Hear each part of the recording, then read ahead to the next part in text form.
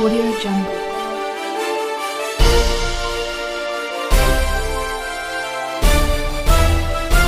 Audio Jungle. नमस्कार दोस्तों, मैं रोहित आसरोची एक बार फिर से आपका विनायक कोचिंग पढ़साना के यूट्यूब चैनल पर आपका हार्दिक स्वागत है, अभिनंदन करता हूं। और अपन पिछली क्लास में जो बातें कर रहे थे वो थी तत्वों के परमाणु आकार से संबंधित, संयोजकता से संबंधित, और एक बिंदु देखा था अपन ने आयनन विभव। और आज की क्लास में दोस्तों अपन बात करने वाले हैं वो बिंदु है, अपन जिसकी बात करेंगे वो है दोस्तों विद्युत ऋणता। बड़े ध्यान से आपको इस चीज को समझना है दोस्तों, जिसे अपन कहेंगे इलेक्ट्रोनेगेटिविटी, EN, इलेक्ट्रोनेगेटिविटी, विद्युत ऋणता। देखिए, जब अपने विद्युत ऋणता और इलेक्ट्रॉन बंधुता की बात करें, सर्वाधिक कंफ्यूजन रहता है। बिल्कुल कंफ्यूज नहीं होना है अपने को।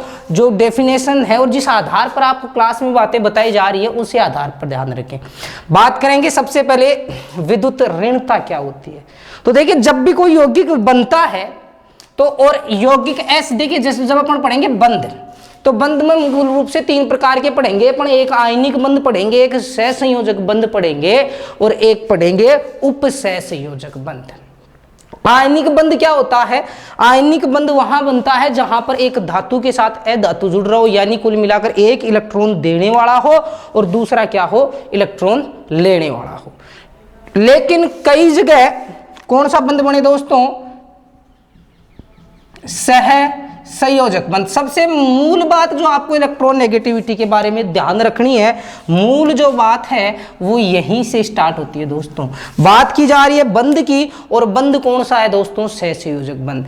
जब जब सहसंयोजक बंध बनेगा और उसमें मान लीजिए दो तत्व या परमाणु उपस्थित हैं, तो उन तत्व या परमाणुओं में से जो क्या होता है, एक तत्व या परमाणु ऐसा होता है जो बंध के इलेक्ट्रॉनों को अपनी ओर खींचता है, और उसका ये अपनी ओर खींचने का जो गुण है उसे ही अपन क्या नाम देते हैं? विद्युत ऋणता नाम देते हैं। बिल्कुल कंफ्यूज नहीं होना, ऐसी ही परिभाषा दिखेगी आपको। इलेक्ट्रॉन बंधुता में भी ऐसा ही होता है, इलेक्ट्रॉन को अपनी ओर खींचने की क्षमता। लेकिन दोस्तों यहां मैं बात किसकी कर रहा हूं? वहां केवल कोई तत्व होगा, सिंगल तत्व, एटम परमाणु होगा, वो तत्व इलेक्ट्रॉन को खींचेगा। जबकि यहां पर क्या हो रहा है दोस्तों? सहसंयोजक बंध जहां बनेगा उनकी बात होगी। तो देखो, मैं इसकी डेफिनेशन लिखने का प्रयास करता हूं, आप ध्यान से समझते रहे। क्या होगा भाई?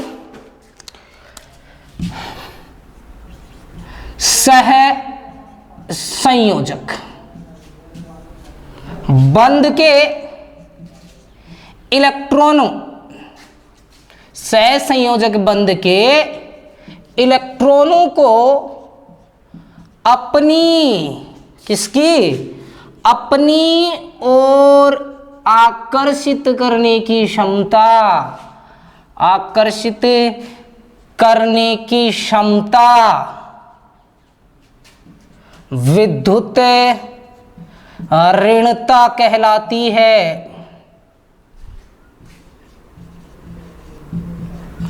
बिल्कुल क्लियर। और स्पेशल जो विशेष जो इसमें बातें थी वो आप लोगों के सामने मैंने रख दी है। पहली बात आपको ध्यान रखना है, बात चल रही है, और बात कौन से बंध की चल रही है? तो आप बताएंगे इसमें सहसंयोजक बंध की बात हो रही है। जहां जहां सहसंयोजक बंध बनेगा वहां की बात करूंगा। सहसंयोजक बंध के तत्वों में जो इलेक्ट्रॉन है, जैसे मान लीजिए कोई भी तत्व बन रहा है, ये मान लीजिए मैं आपको एक एग्जांपल दूं, A और ये B, और ये मान लीजिए इनके बीच में बंध बन रहा है, सिंगल बॉन्ड। और एक बंध का मतलब कितने इलेक्ट्रॉन है? इसमें 2 इलेक्ट्रॉन है।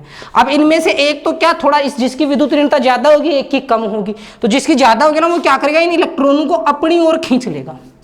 और इससे क्या होगा? इस पर तो ये खींच रहा है, इस पर तो आंशिक ऋणावेश आ जाएगा, और इस पर तो क्या हो जाएगा दोस्तों? आंशिक ऋणावेश आ जाएगा, और इस पर आंशिक क्या आ जाएगा? धनावेश आ जाएगा। तो इस प्रकार के जो बन रहे हैं ना, उन्हें क्या, ये किस आधार पर देख रहे हैं अपन? वो देख रहे हैं विद्युत ऋणता के आधार पर। तो ध्यान रखो, विद्युत ऋणता का मतलब क्या है? सहसंयोजक बंध के इलेक्ट्रॉनों को अपनी ओर आकर्षित करने की क्षमता।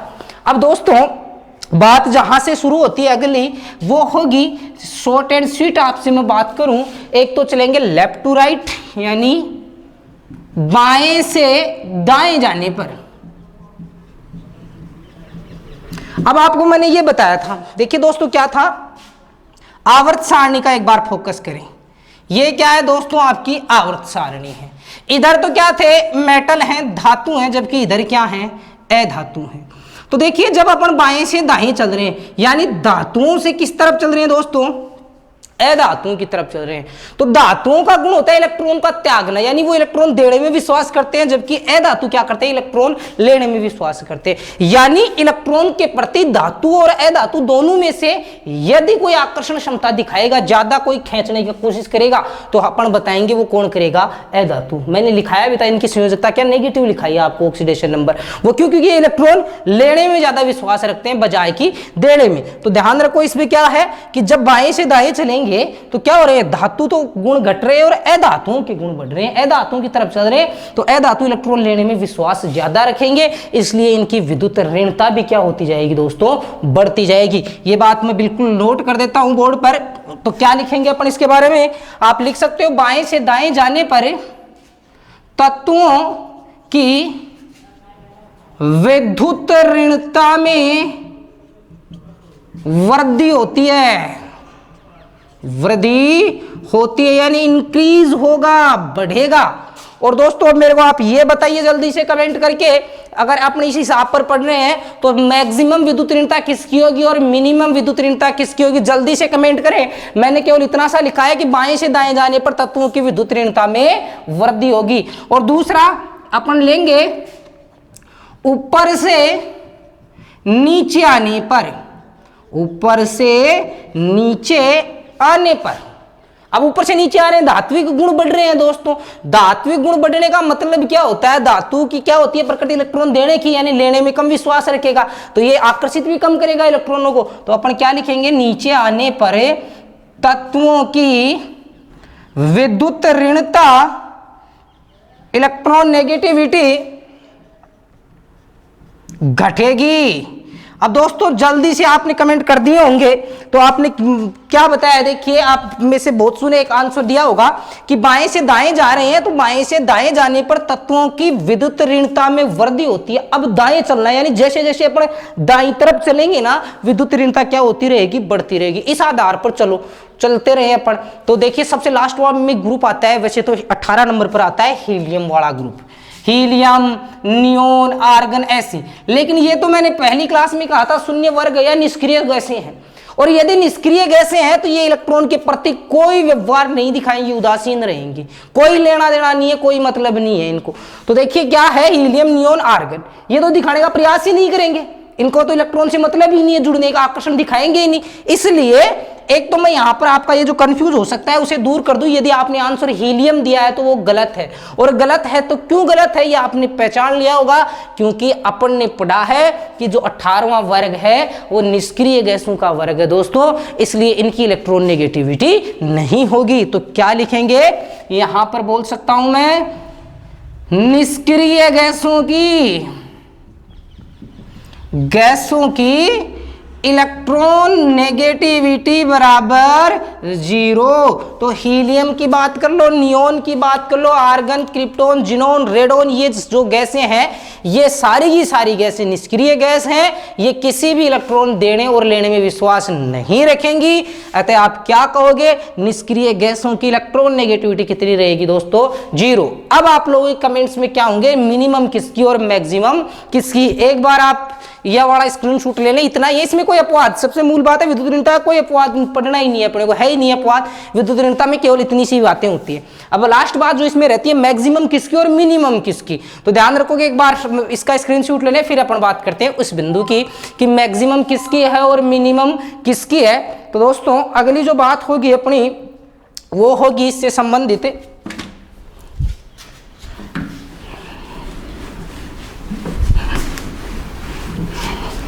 अभी आपने पढ़ा है दोस्तों कि 18वां ग्रुप बराबर 0।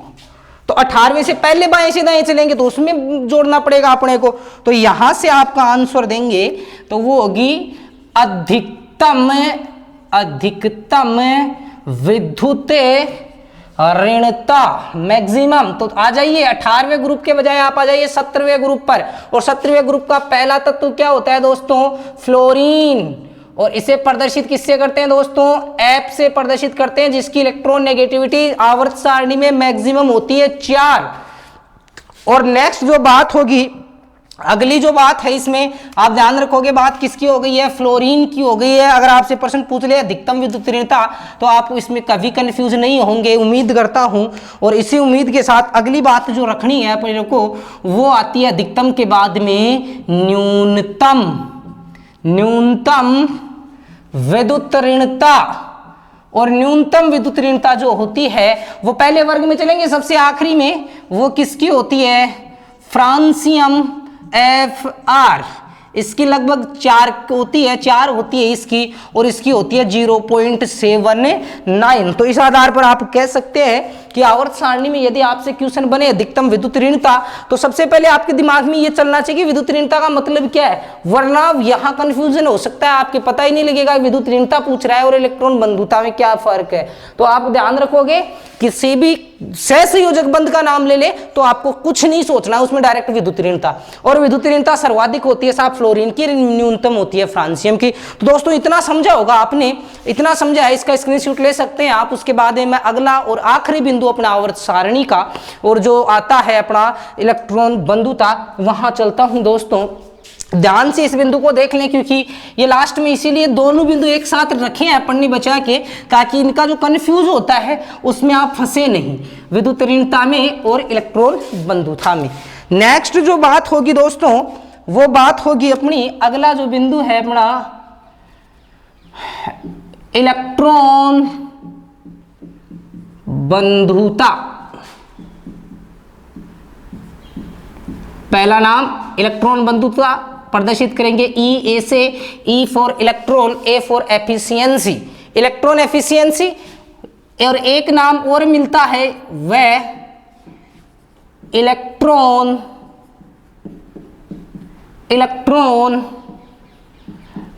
लब्धि एंथैल्पी। अब आप कोई गाइड उठाइए, और जब गाइड उठाओगे ना दोस्तों, तो आपको क्या देखने को मिलेगा यहां पर कि ये इलेक्ट्रॉन बंधुता और इलेक्ट्रॉन जो लब्धि एंथैल्पी है, इन दोनों की बातें जो होती है वो एक जगह ही दे रखी होती है, यानी परिभाषा में भी इनकी कोई खास अंतर नहीं दे रखा होता है। लेकिन दोस्तों इसे अपन प्रदर्शित करेंगे E फॉर इलेक्ट्रॉन लब्धि यानी G फॉर गेन, और एंथैल्पी का मतलब एंथैल्पी। तो यदि ये दोनों परिभाषा नाम एक ही है, तो फिर अलग अलग रखने की आवश्यकता क्या थी? तो देखिए क्या इसमें थोड़ा सा हल्का सा माइनर सा अंतर होता है दोनों की परिभाषाओं में। और वो दोस्तों क्या अंतर होता है, ध्यान से समझोगे। वहां बात की थी मैंने सहसंयोजक बंध की, दोस्तों समझते रहे, 3 बिंदु, आयनन विभव, इलेक्ट्रॉन बंधुता, विद्युत ऋणता। अगर बात करें आयनन विभव की, तो बाहर एक इलेक्ट्रॉन बाहर निकालना है, और बाहर निकालना है तो ऊर्जा देनी पड़ेगी। दूसरी बात की अपन ने विद्युत ऋणता, सहसंयोजक बंध जहां बना, तो जो तत्व इलेक्ट्रॉन को अपनी ओर आकर्षित करने की जो गुण है उसे कहा विद्युत ऋणता। नेक्स्ट बात की इलेक्ट्रॉन बंधुता। तो पहले मैं डेफिनेशन दोनों के आपके सामने रखूंगा, और डेफिनेशन जो है वो होगी सबसे पहले इलेक्ट्रॉन बंधुता। बिल्कुल कंफ्यूज नहीं होना है इसमें, इलेक्ट्रॉन एफिशिएंसी हल्का सा अंतर है माइनर्स का, जो बुक्स में मिलेगा नहीं, आप लोगों को ढूंढते रह जाओगे। तो देखो इलेक्ट्रॉन बंधुता का मतलब क्या है, देखो इलेक्ट्रॉन से क्या दिखाना, बंधुता भाईचारा दिखाना। तो आप क्या कहोगे कि यदि कोई भी जो तत्व है वो इलेक्ट्रॉन को अपनी ओर क्या करे, आकर्षित। तो वहां लिखा है सहसंयोजक बंध के तत्वों द्वारा, थोड़ा सा ही अंतर है, डेफिनेशन सेम है। जबकि यहां कह रहा हूं किसी भी तत्व द्वारा, कोई स्वतंत्र तत्व है, जैसे मान लीजिए क्लोरीन की बात कर ली, फ्लोरीन की बात कर ली, अपन ने सोडियम की बात कर ली। जबकि वहां अपन ने देखा कि क्या बन रहा था, सहसंयोजक बंध बन रहा था A और B के बीच में। जबकि यहां बात किसकी होगी, केवल अकेले एक की। तो दोस्तों ये जो बात है, आपको इलेक्ट्रॉन बंधुता और विद्युत ऋणता में अंतर समझ में आया होगा। और यदि इन दोनों में अंतर समझ में आया तो आप जल्दी से कमेंट में यस लिख के भेजें। तो जल्दी से आप देख लीजिए क्या अंतर आपको समझ में आया। विद्युत ऋणता का मतलब सहसंयोजक बंध, इलेक्ट्रॉन बंधुता का मतलब कोई भी तत्व। तो चलिए अपन बात कर लेते हैं सबसे पहले किसकी, इलेक्ट्रॉन बंधुता। और डेफिनेशन आप समझ चुके होंगे, किसी तत्व द्वारा इलेक्ट्रॉन को आकर्षित करने की क्षमता। यदि बात करें इलेक्ट्रॉन बंधुता का मतलब क्या है कि किसी भी तत्व द्वारा इलेक्ट्रॉन को अपनी ओर खींचने का जो क्षमता पावर होती है उसे अपन नाम देते हैं इलेक्ट्रॉन बंधुता। और दूसरा जो ऊपर लिख रखा है इलेक्ट्रॉन लब्धि एंथैल्पी, और इसे शॉर्ट में अभी आपने पढ़ा, आप क्या लिख सकते हो EGA। और इसकी बात खास मैं कर लेता हूं, इसका मतलब क्या है। इलेक्ट्रॉन गेन एंथैल्पी, इलेक्ट्रॉन लब्धि ऊर्जा या इलेक्ट्रॉन लब्धि एंथैल्पी का मतलब क्या है दोस्तों। ये क्या कर रहा है, इलेक्ट्रॉन को आकर्षित। तो यहां लिखोगे किसी उदासीन, कोई उदासीन परमाणु है, यानी उदासीन परमाणु का मतलब ना उस पर कोई प्लस का चिन्ह है ना कोई माइनस का, जैसा स्वतंत्र अवस्था में पड़ा हुआ है उदासीन है। किसी उदासीन परमाणु को अपन क्या दें, E for not elephant, E for होता है इलेक्ट्रॉन। कोई भी उदासीन परमाणु है उसे अपन क्या दे दें, इलेक्ट्रॉन। और दोस्तों ये आप जाहिर सी बात है समझ गए होंगे, कोई भी मान लीजिए ये फ्लोरीन एक तत्व है और इस यदि फ्लोरीन को क्या दे अपन, इलेक्ट्रॉन दे, तो ये F के इसके ऊपर चिन्ह किसका आएगा दोस्तों, माइनस का। तो माइनस का मतलब हो गया ये आयन आ गया, तो ये कौन सा बन गया, ऋणायन बना कि धनायन बना, तो माइनस का है तो क्या बोलोगे, ऋणायन। तो डेफिनेशन कुछ इस प्रकार होगी, किसी उदासीन परमाणु को इलेक्ट्रॉन देकर क्या बना दे अपन दोस्तों, ऋणायन। ये नहीं दिख रहा होगा, आकर्षित करने की क्षमता, ये तो था ऊपर वाला दोस्तों, ये भी शायद नहीं दिखाई दे रहा होगा। किसी उदासीन परमाणु को इलेक्ट्रॉन देकर उसे क्या दे दिया अपन ने, इलेक्ट्रॉन दे दिया। इलेक्ट्रॉन दे दिया तो वो किस में बदल जाएगा, ऋणायन। अगर इलेक्ट्रॉन दे दिया तो वो किस में बदल जाएगा दोस्तों, यहां गौर से देखिएगा, अंडरलाइन कर दिया है मैंने, ऋणायन में बदल दें। ऋणायन में बदलने पर जो ऊर्जा मुक्त होती है, यदि किसी भी परमाणु को आप क्या दे दोगे, इलेक्ट्रॉन दे दोगे। आयन ऊर्जा में तो अपन वहां से इलेक्ट्रॉन निकाल रहे थे दोस्तों, और यदि इलेक्ट्रॉन निकाल रहे थे तो वहां तो ऊर्जा क्या थी, अपने को देनी पड़ी थी। जबकि यहां उस तत्व को देखिए क्या अंतर है, ये ए तत्व है, ए तत्व की बाहर वाली कक्षा से यदि आप इलेक्ट्रॉन निकाल रहे हो तो ये तो क्या है, आयनन विभव। और यदि इस कक्षा के अंदर क्या बैठा रहे हो आप, ला कर एक बाहर से इलेक्ट्रॉन, तो ये इलेक्ट्रॉन ला रहे हो तो इसे अपन क्या कहेंगे, EGA कहेंगे। क्योंकि यहां पर क्या होगा, जैसे आप इससे इलेक्ट्रॉन जोड़ोगे तो वहां पर क्या मुक्त होगी दोस्तों, बदलने पर जो ऊर्जा मुक्त होती है उसे अपन किस नाम से जानते हैं दोस्तों, EGA, इलेक्ट्रॉन लब्धि ऊर्जा, इलेक्ट्रॉन गेन एंथैल्पी। तो दोस्तों आपको दोनों में अंतर समझ में आया होगा, इलेक्ट्रॉन बंधुता और EGA, इलेक्ट्रॉन लब्धि एंथैल्पी में भी। अब बात आती है, थोड़ा सा आगे बढ़ते हैं अपन कि नेक्स्ट बात क्या हुई, यहां लिख रखी है कि बदलने पर जो ऊर्जा मुक्त होती है। एक अंतर और आप आयनन ऊर्जा के आधार पर ही मैं इसको लेके चल रहा हूं, आयनन ऊर्जा जो पढ़ी है उसी कॉन्सेप्ट के आधार पर चलाऊंगा। वहां ये बताया था कि जो आयनन ऊर्जा वाला प्रक्रम होता है उसमें क्या होती है, अपने को ऊष्मा देनी पड़ती है। तो वो कैसा प्रक्रम था, ऊष्मा शोषी। यहाँ क्या हो रही है, ऊर्जा मुक्त। और जिसमें ऊर्जा मुक्त होती है वो प्रक्रम क्या कहलाता है दोस्तों, तो वो कहलाता है ऊष्माक्षेपी प्रक्रम। तो यहां पर ये लाइन भी मैं बोल सकता हूं, लेकिन वहां क्या लिखा था दोस्तों, मैंने ये लिखा था यह सदैव ऊष्माशोषी प्रक्रम है, लेकिन यहां पर ये बात नहीं कह सकता हूं। तो क्या लिखेंगे, यहां पर ये बात नोट कर सकते हैं अपन, ऊष्माक्षेपी प्रक्रम है, परंतु हमेशा ये बात सत्य नहीं होगी भाई, हमेशा ये बात नहीं कह सकता। और देखो ये अगर ऊष्माक्षेपी प्रक्रम है यानी ऊष्मा क्या हो रही है दोस्तों, यहां पर मुक्त हो रही है, जो परमाणु था उससे ऊष्मा बाहर निकल रही है, इसलिए आप क्या कहोगे, ये कैसी होती है, हमेशा नेगेटिव। लेकिन मैं फिर कह रहा हूं दोस्तों, ये सार्वभौमिक सत्य नहीं है। हाँ लगभग ऊष्माक्षेपी होता है, अगर बात आयनन विभव की होगी तो वहां हमेशा पॉजिटिव होगी।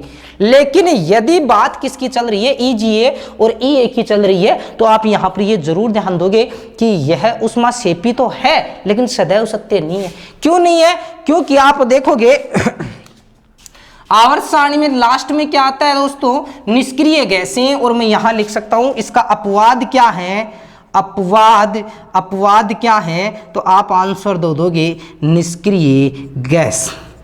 क्यों दोस्तों, निष्क्रिय गैस क्या इलेक्ट्रॉन लेने में विश्वास रखती हैं? क्या अभी बताया, ना लेने में विश्वास रखती हैं और ना देने में विश्वास रखती हैं। इसलिए यदि जो अपनी जो ये कौन सी निष्क्रिय गैसें हैं, इनको अगर इलेक्ट्रॉन देना है ना, तो ये कब ग्रहण करेंगी? जब अपन बाहर से क्या दे दें, उसे क्या देनी पड़ेगी, उसको ऊर्जा देनी पड़ेगी, जब जाके इलेक्ट्रॉन उसकी कक्षा में प्रवेश कर पाएगा। अन्यथा उनका जो कक्षा होता है वो पूरा भरा होता है, यानी कि अपने को एक्स्ट्रा क्या देनी पड़ेगी, ऊर्जा। तो यानी क्या लिखा मैंने, अपवाद निष्क्रिय गैस, और निष्क्रिय गैसों के लिए मैं क्या लगा सकता हूं, पॉजिटिव। आपसे क्वेश्चन सीधा पूछा जाए कि जो इलेक्ट्रॉन गेन एंथैल्पी, इलेक्ट्रॉन लब्धि ऊर्जा होती है, वो कौन से तत्वों के लिए धनात्मक होगी, या निम्न में से किन तत्वों के लिए धनात्मक होगी? क्वेश्चन ऐसे बनेंगे दोस्तों, जैसे आपसे क्वेश्चन पूछ लिया कि निम्न में से किस तत्व के लिए इलेक्ट्रॉन गेन एंथैल्पी या ईजीए का मान धनात्मक होगा। आपके सामने मैं ऑप्शन लिख रहा हूं। ऑप्शन है मेरा, पहला ऑप्शन है नाइट्रोजन, दूसरा ऑप्शन है ऑक्सीजन, तीसरा ऑप्शन क्लोरीन, और जो चौथा ऑप्शन है मान लीजिए वो लिख दिया मैंने Kr। अब इनमें देखो, क्या नाइट्रोजन निष्क्रिय गैस में आता है? क्या नहीं आता दोस्तों। क्या ऑक्सीजन आता है? नहीं आता। क्लोरीन आता है क्या? ये भी नहीं आता। लेकिन जो चौथा ऑप्शन है वहां गौर कीजिए, क्रिप्टोन, क्या ये 18वें वर्ग में आता है? क्या हीलियम, नियोन, आर्गन और फिर आता है क्रिप्टोन। तो ये क्रिप्टोन क्या है दोस्तों, ये ऐसा तत्व है जिसकी इलेक्ट्रॉन गेन एंथैल्पी जो होती है वो हमेशा क्या होती है दोस्तों, पॉजिटिव होती है। तो चलिए मैं थोड़ा सा फिर आगे लेके चलता हूं, आपके बिंदु को थोड़ा सा आगे कर रहा हूं। यहां तक आप चाहे तो स्क्रीनशॉट ले सकते हैं, ये क्वेश्चन समझाने के लिए था, मैं इसको हटा रहा हूं। और अपन ने जो पढ़ा है एक बार रिपीट कर लेते हैं। इलेक्ट्रॉन लब्धि एंथैल्पी क्या है? इलेक्ट्रॉन बंधुता का मतलब इलेक्ट्रॉन को अपनी ओर खींचना, जबकि ईजीए का मतलब क्या है भाई, उदासीन परमाणु को इलेक्ट्रॉन दे तो वो बनेगा ऋणायन, और ऋणायन बनने पर जो ऊर्जा मुक्त होगी उसे अपन नाम देंगे EGA। नेक्स्ट बात, नोट क्या लिखा है, ये ऊष्मा से भी प्रक्रम है, लेकिन हमेशा सत्य नहीं है। क्यों? क्योंकि जो निष्क्रिय गैसें हैं ना दोस्तों, वो क्या करती हैं, इलेक्ट्रॉन अगर उनमें जोड़ना है तो अपने को बाहर से क्या करना पड़ेगा, उस पर प्रेशर करना पड़ेगा, बाहर से ऊर्जा डालनी पड़ेगी। इसलिए इसकी निष्क्रिय गैसों के लिए इलेक्ट्रॉन लब्धि एंथैल्पी क्या हो जाती है दोस्तों, पॉजिटिव हो जाती है। आपका स्क्रीनशॉट हो गया होगा, और यदि स्क्रीनशॉट हो गया तो अपन अब इसमें चलते हैं। जो लास्ट बिंदु है अपना, उसमें अपन पढ़ लेते हैं कि दाएं से बाएं चले और ऊपर से नीचे आए तो वहां पर क्या पड़ेगा, क्या प्रभाव पड़ेगा। चलिए दोस्तों, और यदि आपको जो चीजें हैं, मैटर हैं, वो अच्छा लग रहा है, और इतनी भीषण गर्मियों में हमारी टेक्निकल टीम और हम सभी आप लोगों की सेवा भाव के आधार पर सेवा के लिए आपके तत्पर हैं, जुड़े हुए हैं, तो इसलिए आप यदि अच्छा लग रहा है तो आप हमारे चैनल को लाइक करें, शेयर करें, कमेंट करें, सब्सक्राइब करें। नेक्स्ट देखिए, अब बात जो होती है वो चल रही है, अपनी आखिरी बिंदु है दोस्तों, और आखिरी बिंदु मैंने क्या कहा, जो हमेशा पढ़ते आ रहे हैं, और वो मैं लेके चल रहा हूं आपको, बाएं से दाएं जाने पर, और एक हो जाएगा दोस्तों ऊपर से नीचे जाने पर। ऊपर से नीचे जाने पर देखिए दोस्तों, अभी बात की थी कि बाएं से दाएं चलें तो बाईं तरफ तो है धातुएं, दाईं तरफ है अधातुएं। तो देखिए मैंने कहा धातुएं क्या करती हैं, इलेक्ट्रॉन त्यागने में विश्वास रखती हैं, जबकि अधातुएं इलेक्ट्रॉन लेने में विश्वास रखती हैं। तो इस आधार पर आप ये कह सकते हो क्या कि बाएं से दाएं चलें तो धातुओं से अधातुओं की तरफ चल रहे हैं अपन। तो इस आधार पर आप क्या सोचोगे कि बाएं से यदि आप दाएं चलें तो वहां पर इलेक्ट्रॉन लेने की कैपेसिटी बढ़ेगी, तो क्या बोलोगे, जाने पर EGA का मान बढ़ता है। आप बिल्कुल कमेंट करें। अब आप लोगों से ही क्वेश्चन पूछे जाएंगे, मैक्सिमम और मिनिमम का क्वेश्चन फिर से आप लोगों से पूछूंगा कि कौन सा इलेक्ट्रॉन की बात होगी, तो वो इलेक्ट्रॉन जो लब्धि एंथैल्पी EGA है, किसका मान मैक्सिमम और कहां EGA का मान मिनिमम होगा। जल्दी से तुरंत कमेंट करें दोस्तों आप क्या लिखा है, बाएं से दाएं जाने पर मैंने EGA का मान क्या हो जाएगा दोस्तों, बढ़ेगा। बिल्कुल इस बात में कोई डाउट नहीं है। और जो कॉन्सेप्ट है वो इसी प्रकार ध्यान रखिए, आप रट्टा मारना ही नहीं है। कुछ ऐसी अभी तक एक भी चीज नहीं कही है आपको पूरे जितने वीडियोज हैं कि आप इसी चीज को रट लीजिए, कोई रटने की आवश्यकता है नहीं, सारा कॉन्सेप्ट पर चलता है। चलिए नेक्स्ट, ऊपर से नीचे जाने पर मैंने क्या कहा, धातु बढ़ेंगे, और धातु बढ़ेंगे तो वो देने में विश्वास रखते हैं, इलेक्ट्रॉन ग्रहण करने में नहीं। इसलिए आप क्या बोलोगे, आप बोलोगे EGA का मान घटेगा। और यहां पर आप लोगों ने कमेंट किए होंगे कि किसका मान मैक्सिमम होगा, तो मैं यहां लिखता हूं मैक्सिमम EGA, और दूसरा होगा मिनिमम, चलिए हिंदी में लिख देता हूं वरना नहीं कईयों का पेट दुखेगा भाई, बोला को दू क्या करे भाई, क्या लिखना था, अधिकतम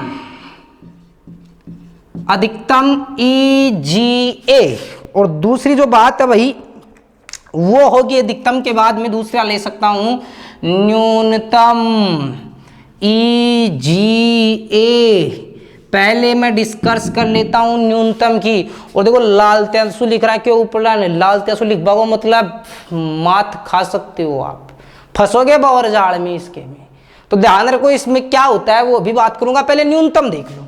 मैंने क्या कहा, न्यूनतम के लिए आप सबसे पहले बाएं से दाएं चलते हैं, तो इधर बढ़ रही है ना, मतलब इधर क्या है, कम, इधर वाले में। और इधर भी पहला जो वर्ग है उसी में कम मिलेगी आपको, तो कम कहाँ मिलेगी। अब ऊपर से नीचे जा रहे हैं तो EGA का मान घट रहा है, यानी नीचे नीचे चलते रहो। सीजियम और फ्रांसियम आता है, फ्रांसियम रेडियो एक्टिव तत्व, इलेक्ट्रॉन बंधुता में इसकी बात नहीं करेंगे अपन। तो किसकी बात होगी फिर, सीजियम की। तो आंसर क्या हो जाएगा दोस्तों आपको, न्यूनतम EGA CS, जिसे कहेंगे सीजियम। नेक्स्ट, अब आप लोगों के दिमाग के ऊपर चल रहा हूं, आप लोगों के दिमाग में आ रहा होगा कि अब अपन बाएं से दाएं चलेंगे, अधिकतम ढूंढना है। तो अधिकतम किधर मिलेगी आपको, इधर वाली साइड में बढ़ रही है ना। और अब कहां, अगर आपको ऊपर से नीचे चलते हो तो घटेगी, तो लगभग यहां पर क्या मिलनी चाहिए आपको, विद्युत ऋणता अधिकतम। और मैंने ये भी कह दिया ये 18वां वर्ग है, 18वें वर्ग में तो मैंने क्या कहा, ये तो काम ही नहीं करती है उसके अनुसार, इसमें तो उल्टा होता है काम ही, तो इसको तो छोड़ ही दिया अपन ने। अब बात किसके ऊपर चलेगी, 17वें वर्ग में। और 17वें वर्ग में आपके हिसाब से क्या होना चाहिए, फ्लोरीन। लेकिन यदि आप लोग आंसर देते हो फ्लोरीन, तो ये फ्लोरीन जो है आपका क्या हो जाएगा, गलत हो जाएगा। इसलिए मैंने लाल पेन से इसको विशेष लिखा है, ताकि आप लोग जो है इसमें बिल्कुल कंफ्यूज ना हो, कतई ये अपवाद है। फ्लोरीन के बजाय मैं यहां पर आप लोग दोस्तों यहां पर क्या लिखता हूं, क्लोरीन। और क्यों लिखता हूं वो मेरी मर्जी है भाई, क्यों लिखता हूं वो मेरी मर्जी इसलिए है क्योंकि मैं आपको इसका जो औचित्य है, लॉजिक है, वो रख रहा हूं। ध्यान रखो दोस्तों, फ्लोरीन और क्लोरीन में देखो, फ्लोरीन में मान लो ये आपका इलेक्ट्रॉन है इस प्रकार भर दिया, एक बार जनरली पूरा भर के नहीं बता रहा हूं आपको, सीधा बता रहा हूं। जबकि मैंने क्या कहा, वर्ग में ऊपर से नीचे आते हैं, तो पहली क्लास में कहा था कक्षाएं बढ़ जाती हैं। तो अगर इसमें एक कक्षा है, वैसे कक्षाएं ज्यादा होंगी, मैं केवल समझाने के लिए बता रहा हूं, इसमें कोई विशेष आप नहीं देखेंगे कक्षा में आपने इलेक्ट्रॉन नहीं भरे, वो नहीं भरे, ऐसी कोई डाउट नहीं है, मैं केवल समझाने के लिए बता रहा हूं। देखो अब अगर मान लीजिए ये आपका फ्लोरीन है, और यदि यहां पर मान लो पहले से इलेक्ट्रॉन उपस्थित है, ये लीजिए, और ये बहुत ही छोटा आकार है क्या दोस्तों, और छोटे आकार के बाद में लाकर यहां इलेक्ट्रॉन फंसाओगे आप, तो यहां पर क्या होगा, इलेक्ट्रॉन और इलेक्ट्रॉन के मध्य प्रतिकर्षण ज्यादा होगा।